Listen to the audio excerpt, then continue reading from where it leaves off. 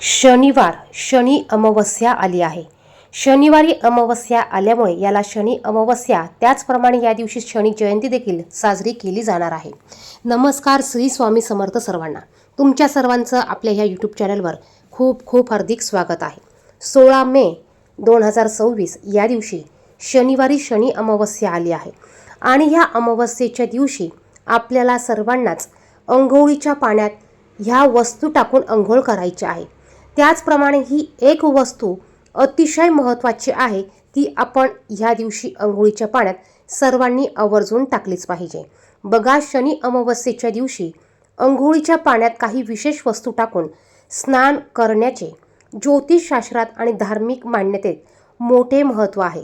यामुळे शनीची साडेसाती, ढय्या किंवा कुंडलीतील शनिदोष दूर होण्यास मदत होते.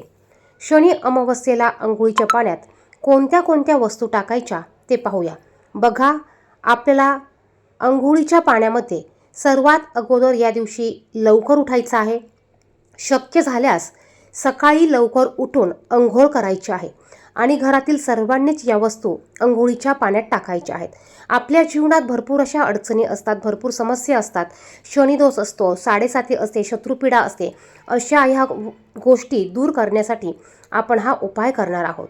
आता मीठ, काळे किंवा खडे मीठ. काळे मीठ सर्वांना माहिती आहेच, खडे मीठ असतं.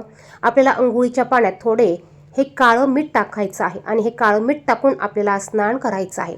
अशी अंघोळ केल्याने शरीरातील नकारात्मक ऊर्जा नष्ट होते आणि शनीचा कोप शांत करण्यासाठी आणि घरातील नकारात्मकता दूर करण्यासाठी हा अतिशय प्रभावी उपाय आहे.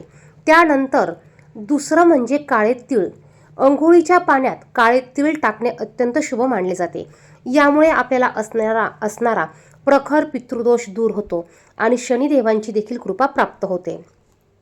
त्यानंतर हळद.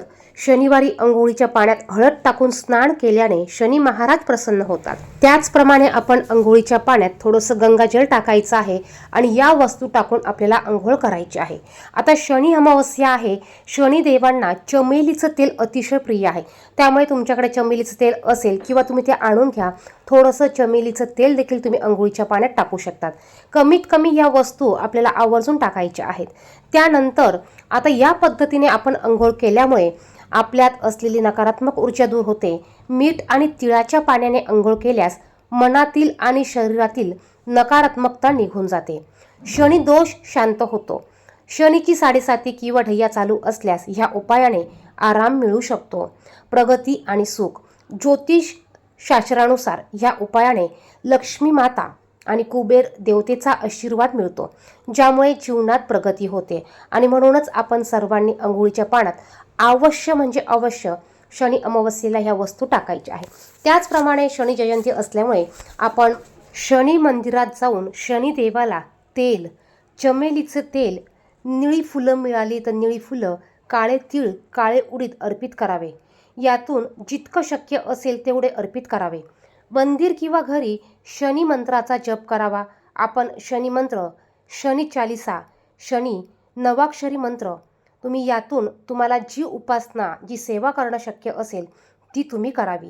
ज्यांना साडेसातीचा त्रास असेल त्यांनी यथाविधी पूजा करावी. तसेच या दिवशी बघा, शनिवारी अमावस्येच्या दिवशी आपण पिंपळाच्या झाडाखाली दिवा लावायचा आहे.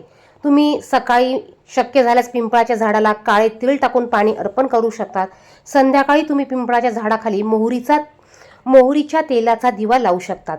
आपण पिंपळाच्या झाडाला काळ्या दोऱ्याला 3 गाठी बांधू शकतात, ज्याने व्यवसाय, नोकरीत तुम्हाला यश प्राप्त होईल, अडचणी तुमच्या या दूर होतील.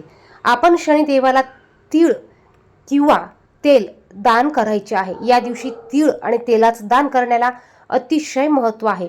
याने देखील आपली शनीची साडेसाती ही दूर होते. त्याचप्रमाणे या दिवशी मांस, मदिरा, तामसिक भोजनाचे सेवन करू नये.